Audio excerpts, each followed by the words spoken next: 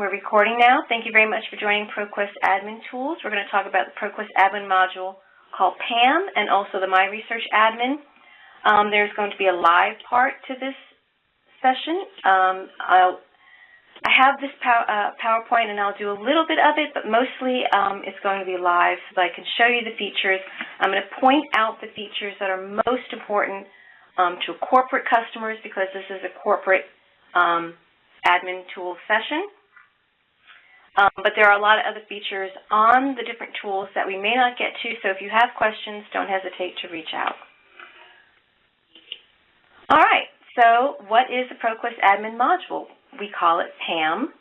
PAM is a tool available to the account admin, only the admin, or someone that the admin designates, that allows them to customize their top-level account, not the MyResearch IDs particularly, basically the top-level account, which would trickle down into the MyResearch IDs.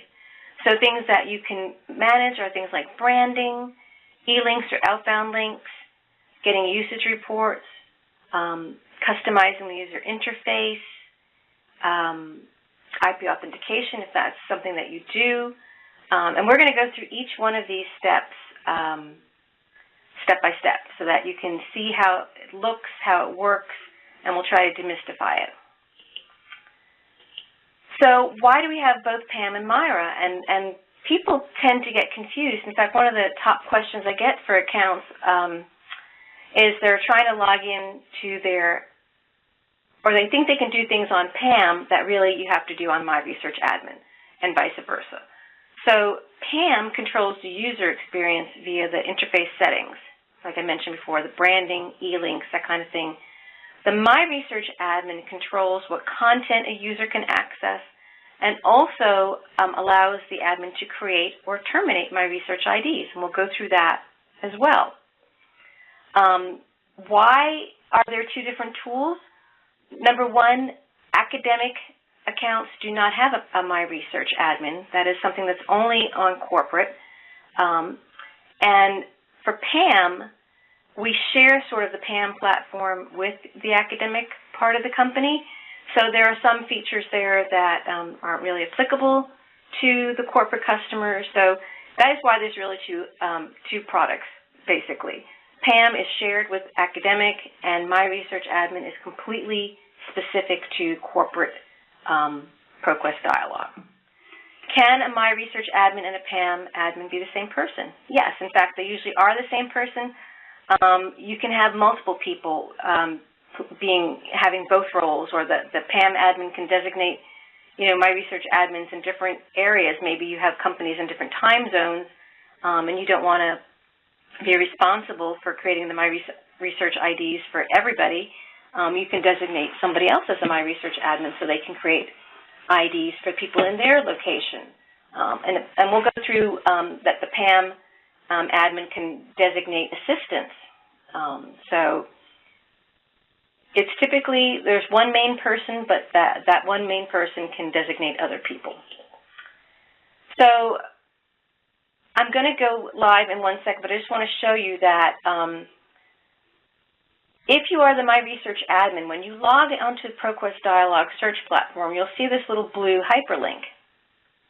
But when you get your welcome letter from ProQuest Dialog with your MyResearch ID and your PAM login information, you're not set up as a MyResearch admin. When we migrated customers from Legacy Dialog over to ProQuest Dialog, we did make that distinction if we knew who the admin was. But for new customers coming in, they get their PAM login and they get their ProQuest Dialog account login, but they are not a MyResearch admin. They won't see this link, and I'll take you live to show you how this works. So to become a MyResearch admin, once you get your welcome letter, you'll have your ProQuest Dialog login and password, and then you'll have your PAM URL login and password. And the first thing you should do is log into PAM and change your password, make it something memorable to you but also secure. And then you can make your MyResearch ID a MyResearch admin. So you go to Authentication Access, select the MyResearch tab, And then the next time you log on to ProQuest Dialog, you'll see the administration link, and I'll show you that in 1 second. I'm also going to show you some tools or some support documentation that will help you as well. And then just quickly, we'll go through PAM. We're going to have a live demo. All the different things that PAM can be used to customize. By the time that we're done with this session, you'll understand totally what PAM can do. And then we'll have a live demo with MyResearch Admin, and you'll know that MyResearch Admin can create MyResearch IDs, either singly or in bulk. You can terminate MyResearch IDs. If someone leaves your group or leaves the company, you can even put a kind of an expiration date when you create the ID, so that if you know that this is a contractor who's only going to be in your group for 3 months, you can set it to expire, 3 months and a day later, so that you don't have to remember when they leave the group. And then you can create work groups, and this is an important feature of MyResearch Admin that controls the content that the users that you have will see when they log on to ProQuest Dialog. So I'll show you what that looks like. All right, let's go, and I'm going to show you some support tools. Whoops, wrong thing. There we go. Support tools, all you need to know is your login for ProQuest Dialog, search.proquest.com/professional, and then go over to Find Training and Resources. When I'm finished with this session and I upload the recorded version of this session, you'll be able to find it actually right under here, under View Training Resources. So you can reach out to us. You'll know you're at ProQuest Dialog because it'll say ProQuest Dialog. This is our support page. If you want to reach out to us, get in touch with us either for search support or a problem with your account or something, go find the man on the telephone, and it has our number in the U.S. and outside of the U.S. and our email address. If you want additional training classes or you want to suggest training classes to maybe your colleagues, just click on the View Training Resources and you'll be able to find that. And you'll also be able to find the recorded sessions that we have as well. There's information on content, but I'm not going to go through all that because this is an admin session. So I'm going to scroll down to these essential tools, and there's one area here that's called Administrator Resources. That will be helpful to you under the Essential Tools. When you log onto the page, it might be closed up, but just open it up with a little plus symbol and go to Administrator Resources, and then just click on Learn More. And it's going to tell you, about the login page, what the banner notifications and updates mean, how to get started for administrators. There's an administrator module that you can watch or just view the transcript. There's a MyResearch Admin module, customer resource pages, you can get training from the admin resources as well. On-demand resources here, billing invoice information, and then our customer support information as well. So that's all available to you. And then the how do I's.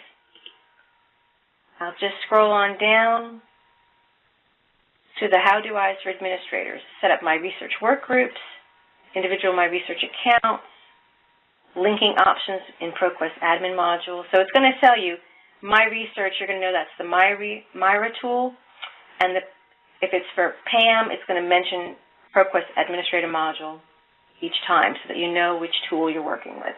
So there is quite a bit of help on our support page that will help you navigate through the different tools.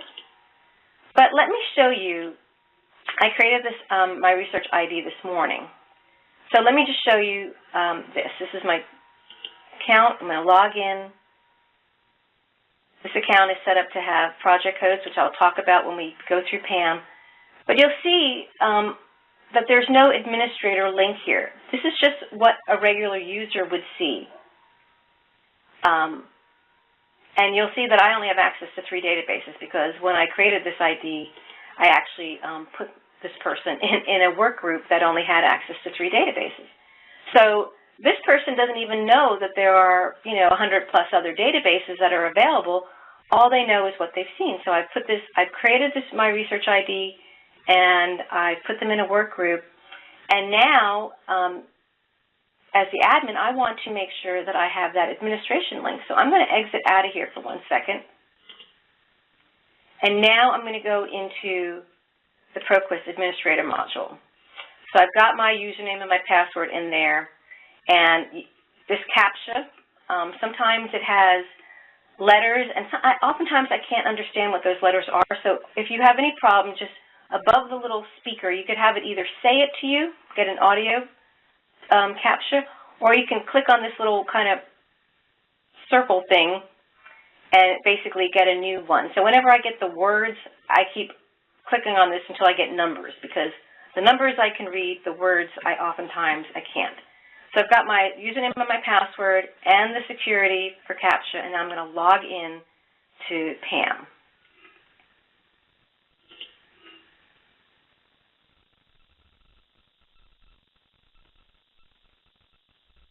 Okay, it's telling me it needs some additional information. It needs me to add an email address, which I'll do at some point. This is also, when it opens up, when you've logged in, it takes you to this administrator settings. This is how you could actually create an assistant, and we'll go through that in a second. But for right now, I want to make that ID that I created a My Research admin. So click on Authentication Access, go, and you'll see all these tabs. The only one you're interested in is My Research. Click on that. And now you can see that it says Add a My Research Administrator. And there are some people on this training account that are already set up as an admin, but I want to create the account, or I want to add the account that I just created a little while ago before this training. So all you do is enter in the My Research ID. So if it's you and it's the first time that you've logged into PAM or you've just gotten your credentials, log into PAM and enter the My Research ID that has been sent to you, and then you just click Add. And now you see that's there. And I'm actually going to go back and show you.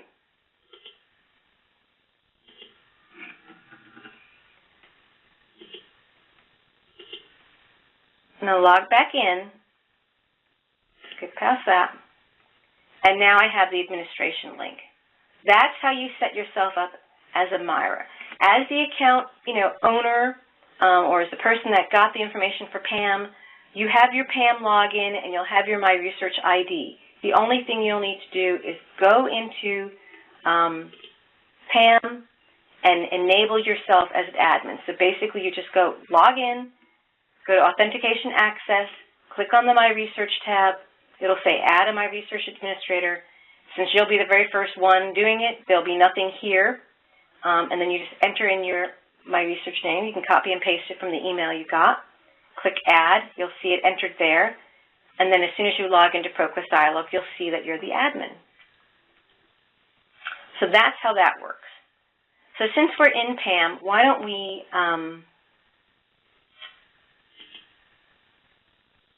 go step by step through PAM. Let me just see if there are any questions. Okay, nothing. Hopefully the sound is still good. So there's this list that tells you sort of what to do when you're a new admin. Basically, just click on the Customize here, and it says, change your administrator password to something that's memorable to you but also secure. Review your account settings, and it takes you kind of through a list, usage reports, linking out, all the stuff that we're going to talk about.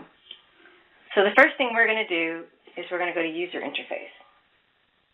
And you can see that there's a couple of areas here. We're going to first go to Interface Settings. I am not going to go through each and every one of these. I'm really just going to kind of do a high-level review, and then I'm going to point out ones that are particularly important to the corporate customer. There are features on here that aren't really all that relevant to us as corporate searchers. They're more for the academic. But because we share the platform, there's going to be stuff in here that's not quite relevant for us. So let me just take you through this. These general settings, your My Research user can change these in their preference, so you might as well just leave these as a default. Typically, the default setting for interface language is let the browser choose. So if their browser is set to Italian, when they log in, everything's going to be in Italian. Where the users get started. To be honest, the one thing I would point out here to deselect is this enable user-generated content tags and shared lists. This is not private. Large academic organizations have no problem with their, with other people seeing content that they might have tagged or whatever. Corporate customers do not. I mean, you want your stuff kept private. Deselect that. This is not a feature allowed for the MyResearch user. Deselect that and then hit save so that that feature is saved. You do not want this user-generated content tags and shared lists enabled. That's a big thing for corporate customers. So please do check that. By default, it may be turned off, but you really do want to log in and make sure that it's not enabled. The rest of these, the browser, the date format, what kind of page they start on, whether they start on the general databases or the patent databases, the user themselves can change that, so there's really no need for you to change it. Same here with enabling autocomplete or customized searches to include U.S. and U.K. spellings and plurals and adjectives. The user can also select that in their preferences. Now, they can't opt to include medical synonyms. So if you want to disable this, you can say do not show checkbox. That is something that you as the admin can do. Otherwise, you can just leave it alone and the user it'll show up on their search page, but they can check it if they want it or leave it unchecked if they don't want it. Same thing for here. We are, all our content is authoritative. So having the scholarly journals doesn't make really much sense because the journals are going to be scholarly. In the academic world, that's not true. They have, they have Vogue, they have Women's Day, they have stuff like that. So they might want to have this available so that people are only searching in scholarly journals. But for us, our journals are scholarly, so we can leave this as do not show checkbox. Peer-reviewed full text, if you're searching in databases such as ABI or a lot of the patent databases, they are full text, so you might want to have this checkbox available. Resulting documents display, you can have this set to something, but the user can change it themselves, same as the default sort order. The default one is relevance, but they can change their preference to be either date oldest first or most recent first. Include duplicate documents and results for general databases. Most people don't want that, so we want to make sure that's deselected. Including a translate option for documents. Have that checked because that's nice in case English, you might have it set to English, but English is not their first language. They may want to translate the document into Spanish or French. This can be sort of deselected here because we don't link it. Dissertations is a special subscription on ProQuest Dialog, so that there's really no need to have that selected because if you don't have the subscription, you're not going to see it anyway. The citation formats, this is one thing that you can do. Like if you had several formats or several styles that your corporation preferred, the bibliographies to be in, you can then select the ones, like deselect the ones you don't want, and then when your user could change between the ones that you've selected, so you can kind of define here which ones will be even available to the user. But other than that, it's, I don't know how big this is really in the corporate world. I think it's more important in the academic. Here's one that's important to you, the MyResearch account information. Allow users to change the MyResearch account information. Basically, that means if that is deselected, they can't change their password, they couldn't change their email address, that kind of thing. On this account, this is a training account, we have it enabled.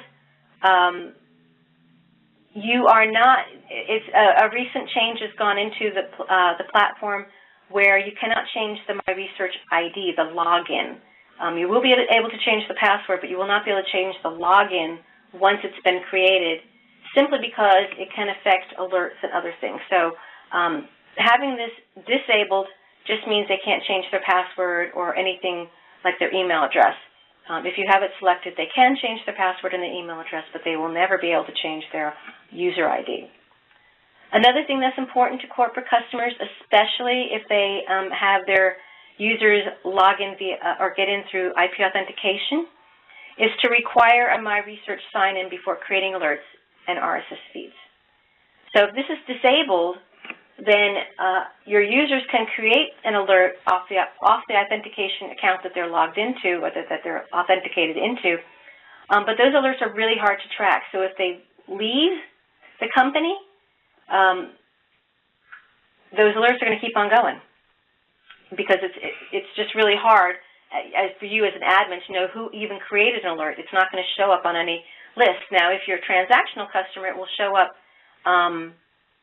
in your invoice details, so you'll be able to know that way, but that's kind of a convoluted way of doing it. Most of our users want to make sure that their customers, their clients, are logging in with the MyResearch if they're creating an alert and an RSS feed. So that alert or RSS feed is associated with the MyResearch ID. It is a really good way of being able to track it. We can run reports for you. It's easier to see on your invoice detail that, this is going with this ID. And then if that user leaves, we can help you, determine are there alerts on that account and do they need to be assigned to somebody else before you disable that ID. So having ensuring or forcing users to create or to log in with an MyResearch ID if they want to create an RSS feed or an alert is a really good idea if you do IP authentication.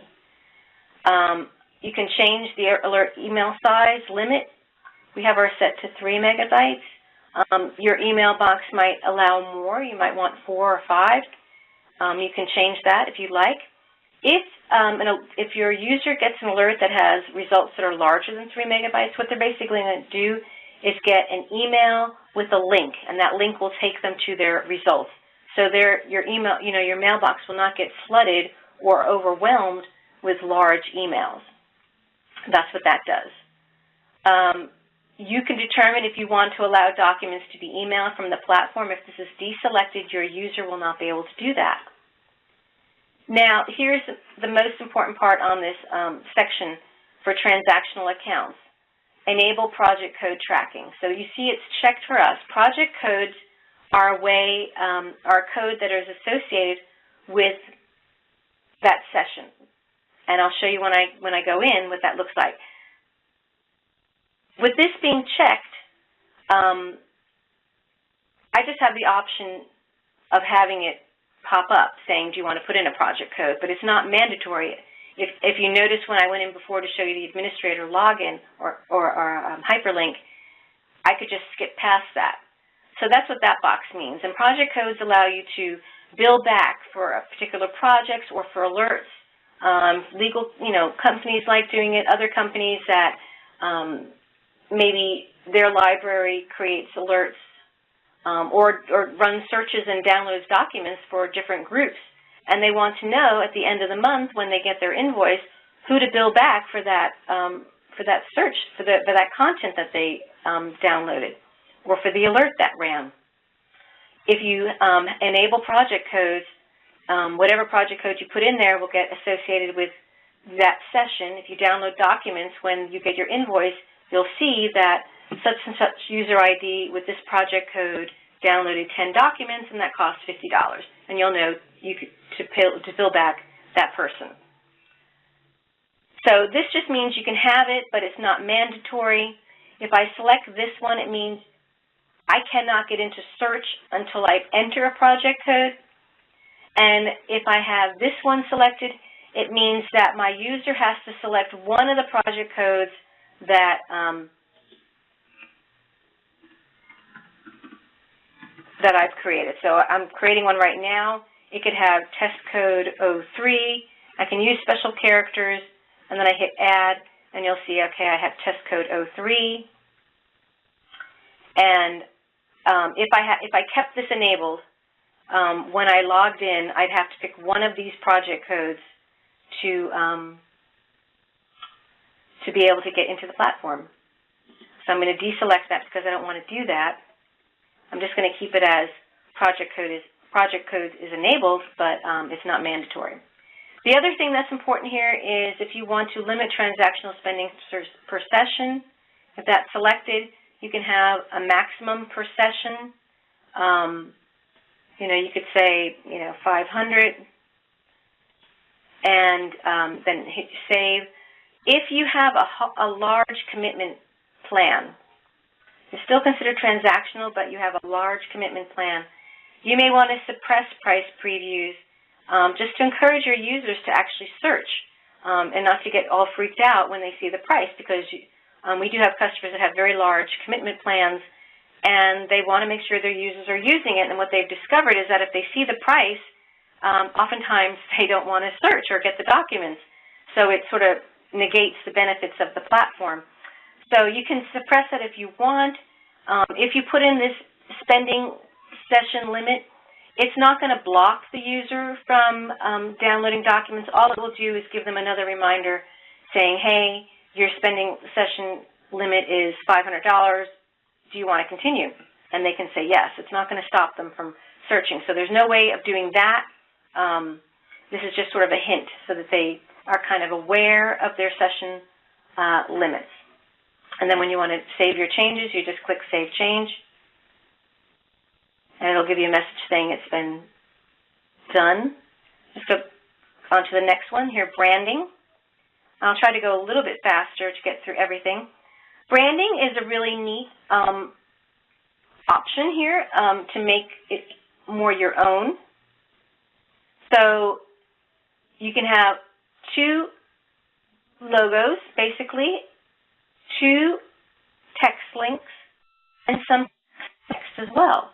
This is what it shows on the basic search page, and this is what it looks like on the results list page or when you're looking at a document. So no matter what page you're on, you're going to have your logo, your information, your up to 2 text links, and your special text. So that's what it's going to look there. It's really easy to add this information. If you want to add your logo needs to be housed on a public server. So if your URL is behind your firewall, you can send us your JPEG or your PNG, two different formats you can send, and we can house it on our server, and then I can just send you either the URL or I can upload it for you or whatever works for you. So just remember, everything else is self-explanatory, but the logo needs to be housed on a public server. It cannot be behind your firewall. I'm not going to really go into widgets, but we'll talk about the cover page. You can have branding on a cover page when you're downloading documents as reports. So you can do it for PDF and RTF and HTML. So here's a cover page that only has the ProQuest logo on it, and here's the one that has Yale, so it looks a little stiffier. The same thing with HTML.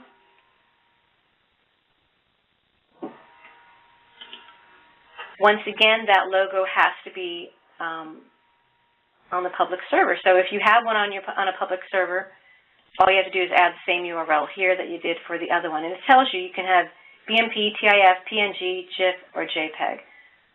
So that's a lot of, there are some size limitations, and so if you run into any issues, you can let me know, or if you think you want to do branding, let me know, and I can get you the size parameters for you so that you know how big it can be.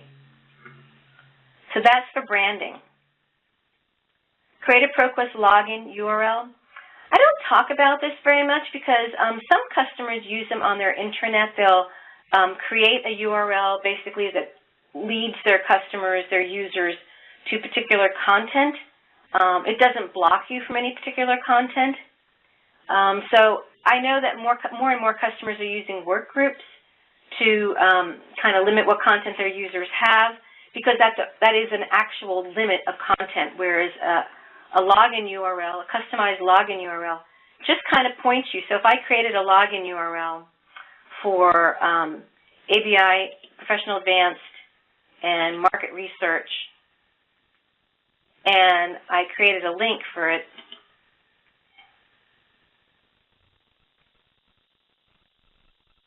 All this link is going to do is, yes, it will bring me to these two, when I log in, it'll bring me to these two databases, but I can easily get into other databases. It's not going to block my content. So if your goal with a custom URL is to block, to get your users to particular content and block them from any other content, this is not going to work. A work group is what you want to do. So we'll talk about work groups in detail in just a second. And then the other thing is the customized industries. Let me just log in again. Okay, so this, you'll see now, this account, this person only has 3 databases. And here's the industries that are showing up that have those 3 databases in them.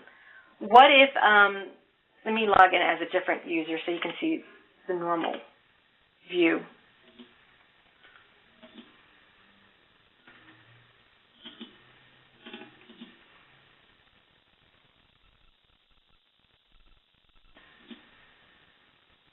Okay, so the normal view, these are the industries that are kind of out of the box. A lot of users want these to be more focused. They want a biomed one that is, and they want them to be usable by their, really helpful by their users, because if you look at these, it's a lot of different databases. There's newsy databases, there's core science databases, but it's a real hodgepodge of stuff. Maybe they want to create an aerospace and defense industry that only has the actual, engineering and, Jane's defense, that kind of stuff, NTIS databases, and they don't want any of the business ones. Or they don't really want all these industries. Maybe they want to delete some of them because they're totally irrelevant. They don't use chemistry. They don't want, financial services. That's where this comes in handy, where you can create your own industries or delete industries that are there, or edit the industries that are there. So like in the aerospace and defense, if I wanted to make that so that there were no business databases in there, I would just deselect them. Go through, deselect anything I don't want in there, and then just go update industry. And it'll have the databases that I want in there. If I don't like a particular industry,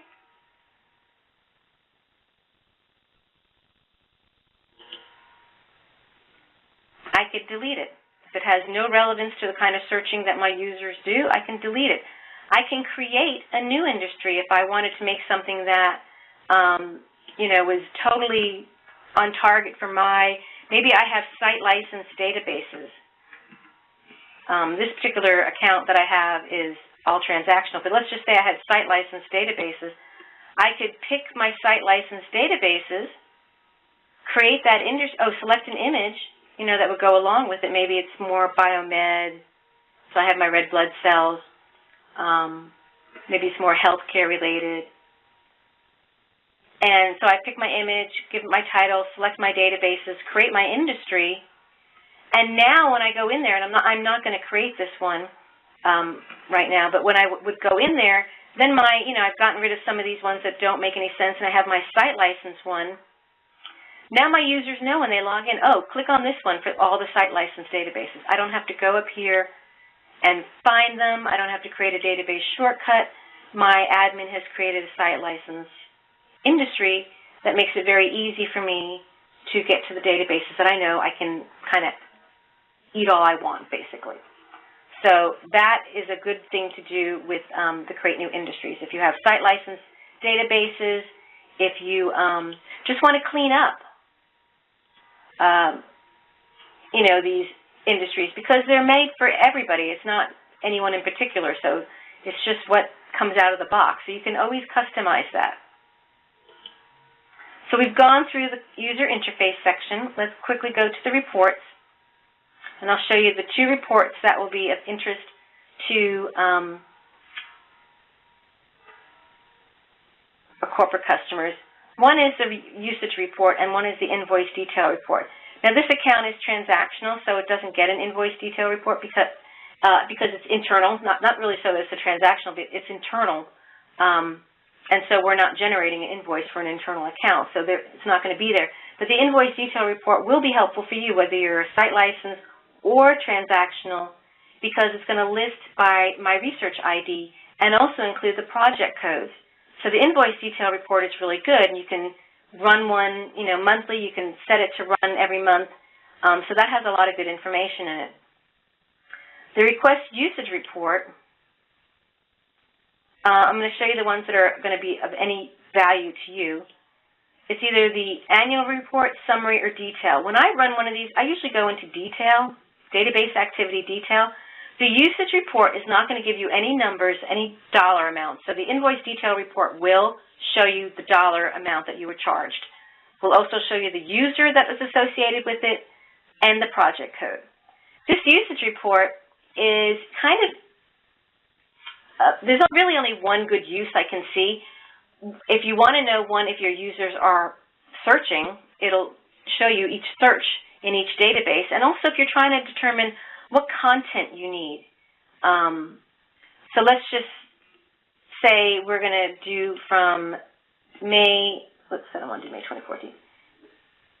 2015 to June 25th, and I'm just going to say download a report now, and I can choose which format I want, CSV, because then I can save it as an Excel, and I've chosen the database activity detail, and I don't have it selected to show items with 0 usage, and I'm just going to create a report so you can see what this gives you, and I'm just going to open it up. Now, this account that we have also is going to include some of our, all the databases, patents, whatever. And you can see, let me close up here. Over here it's going to tell you how many searches in this time frame from May 1st through right now, because the usage report actually updates overnight. So you can see the usage fairly quickly. You don't have to wait to the beginning of the month like you do for the invoice. So you can see there's a lot of, searches in really all content. Someone's doing sort of all contents, but if you scroll down, you can see that, some patent databases, U.S. patents full text, 406 searches in there, lots of content downloaded. So if we go up here, just so you can see, it's citation, abstract, any full text format, total. So you could, if I just go back to, I can get an idea. Oh, okay, my people are searching and downloading a lot from, U.S. patents full text, from European patents full text. Not so much from a lot of these other ones. MBase, 2,000 records, different date range of MBase, additional 2,000 records, Medline, 1,400.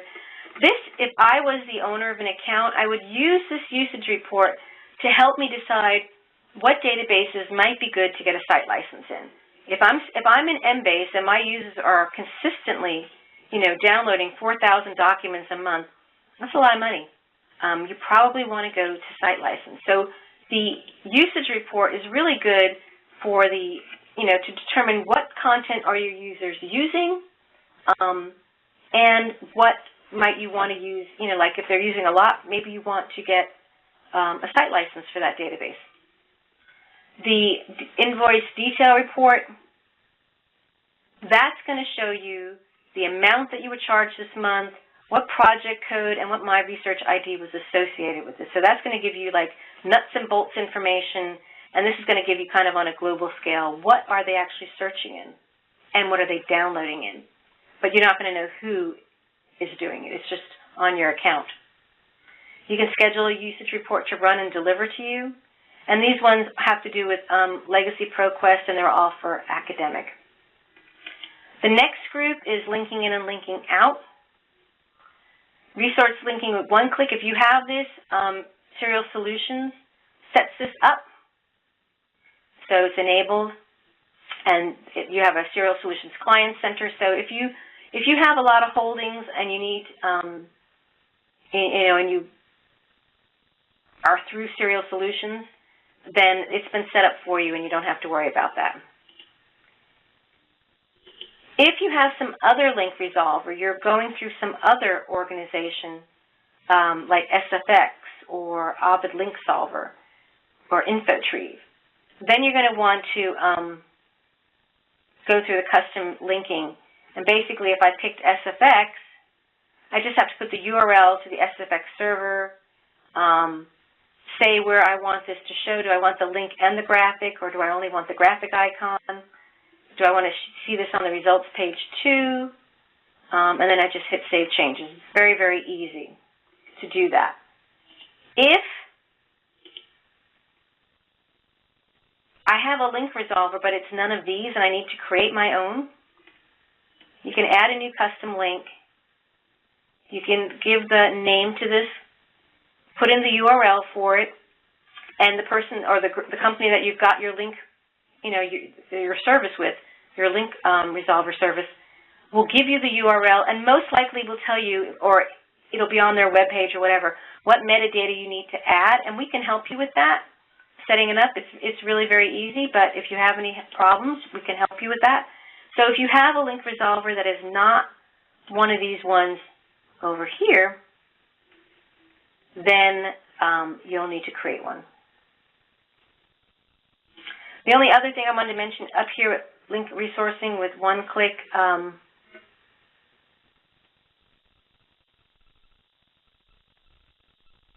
is there is information the client center. You'd have all that stuff there. I just want to make sure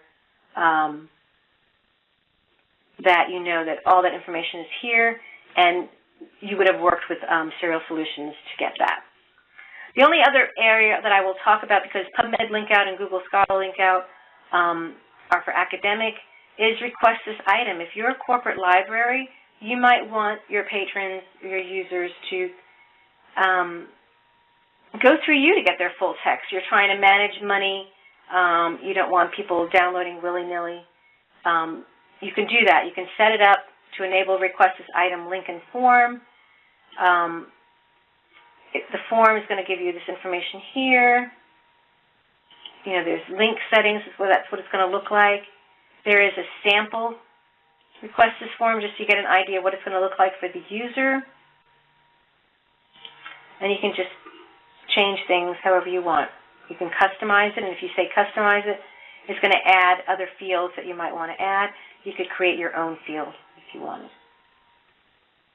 So all that stuff is available for you.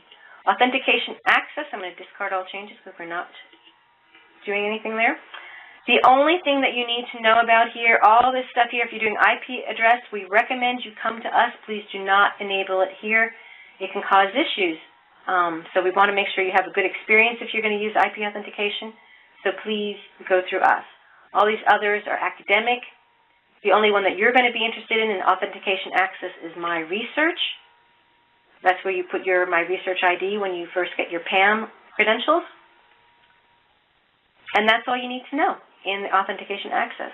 In the administrative settings, it's going to tell me that they need your email. It's going to keep telling you that. So I'm just going to add that in there so they stop asking me.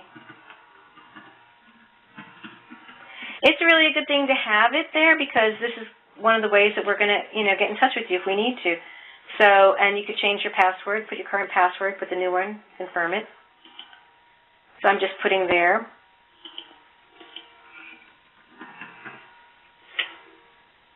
Let's see if it's going to let me do that. Okay, I've done all I need to do. Now if I want to create an assistant, I go on Manage Assistant Profiles, create new assistant profile, give it a name, give it a password, because the username will be generated. So I'm just going to say,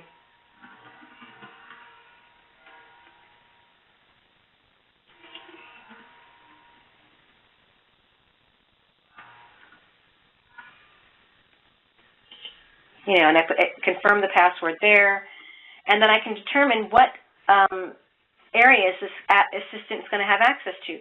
Maybe I only want them to deal with the linking in, the links, or the usage report, and if I check those ones and hit save, when the admin logs in with their credentials, all they'll see is reports and linking in. They won't see everything else. So you can determine what your assistant will look at.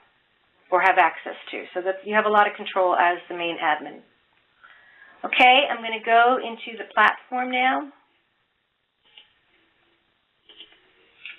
And we're going to look at the My Research Admin. So we've gone through PAM. I'm going to go check and see, are there any questions on PAM? Okay, so far so good. Now we're going to go into the My Research Admin. So remember, we created that by going into the Authentication Access, adding our My Research ID, and then this blue hyperlink showed up. I'm going to click on Administration, and it's going to show me the list of all the users that are in this account. So that's a good thing to have. If I need to create a user, I can create a single user account. Just put in the username, the password, retype the password, put all the information. This you have to click because that's the terms and agreement. You can set it to email the research login information to the user, so when you hit create account, an email will be sent to the user, so that's a nice feature. You can import a list of users. Download a sample file. This is what I would do if I were, and this is what I have done in the past when I've done this, is I click on the download a sample file, and I open it up, and it's going to show you the fields you have to fill in. And it's populated with a bunch of ones. So first name and the last name and the email address, you must have those 3 bits of information. If you don't put this in here, the username will be created. Typically, it's the first initial of the first name and the last name. If that's already been taken, they'll start tacking numbers on it, so you might end up with R. Smith 23, because there's a lot of R. Smiths, but that would be the username. And then you can define what work group you want to set them in if it's not the default work group. You'll notice that one thing that's not here is defining the password, and to me, that's the one flaw here. Because I would like to be able to, if I was creating a huge list of users, I'd like to define the password. What the password is going to be created is welcome, I think it's welcome 1 or welcome 01, something like that, which is a horrible, horrible password. So if I were you and I did this bulk upload, I would immediately tell my users, as soon as you go in, change your password, because it's a terrible, terrible password. So if you only have 1 or 2, I would do the create a single user account simply because I can create the password here and I can make it secure, and I don't have to wonder, is the user going to change, you know, welcome 01 to something that really is secure? I've already done the work there. You can define what work group this user is going to be in if the work groups have already been created. Otherwise, it'll just go to default. If you have a current user, I'm trying to find one that I don't need here. Well, like in this case, this training RJ that I created, I put myself in basic biomed, and if you remember, that only had 3 databases. I could edit this and put this person in a different one. I could say, okay, guess what? They can be in biomed. And I know that this person is leaving the company, you know, July 1st, so I'm going to make it expire July 2nd, 2015, and then I'm going to hit save, and then we're done. And you'll see now that my training RJ is now in the biomed work group, and it will expire after, you know, my contract runs out. I don't have to worry about that. If I wanted to, I'm trying to clean up my list a little bit, and these, you know, maybe once every 6 months I'm cleaning up people that have left the company. I could delete IDs that are no longer valid. So that's what you can do for creating a user or importing a list of users. You could also create a whole bunch at one time, and then maybe right before the orientation session, you click on their names and then click email login information. So you can determine when you send that login information to these users, so you can prepare them, say, hey, it's going to be coming, make sure you have it in time for the training session. So that's what you can do there. What about the work groups? You can see that most of these, since this is a training account, most everybody is in the default work group. So let's go into the My Research work groups here. You can see these are ones we've already created, has a number of databases. What settings we have set up. So autocomplete's on, or synonyms, plurals, and adjectives. It's at this point we could edit these work groups if we wanted to remove or add databases. If I wanted to get rid of this one, I could. This one, get rid of this. I can delete work groups that are no longer relevant. I can create a new work group. So let's just say I want to create a business work group. A lot of my people are doing business searches, and I want to make it easy for them. I don't want autocomplete turned on because I don't like it, but I have US and UK spellings, plurals, and comparatives.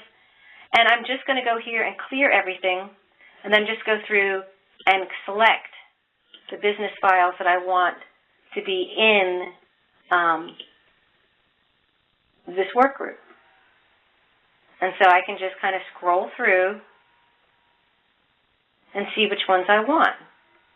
Maybe I want Gale Group, prompt in there, trade and industry. Maybe I want to add